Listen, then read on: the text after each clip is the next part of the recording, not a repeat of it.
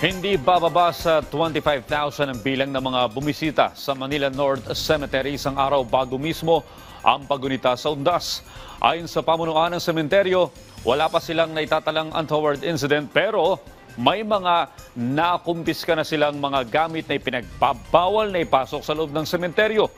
Nag-ikot naman si Manila Mayor Isko Moreno kasamang National Capital Region Police Office para matiyak ang ligtas at maayos na paggunita ng undas sa pinakamalaking sementeryo sa bansa.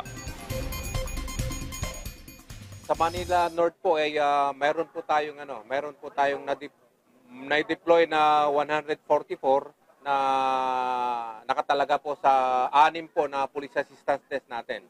Yung 144 po na yun ay hindi pa po kasama yung deployment natin coming from the regional mobile force at saka district mobile force at saka yung mga kasama natin coming from the Coast Guard sa MMDA at saka sa Bureau of Fire Protection.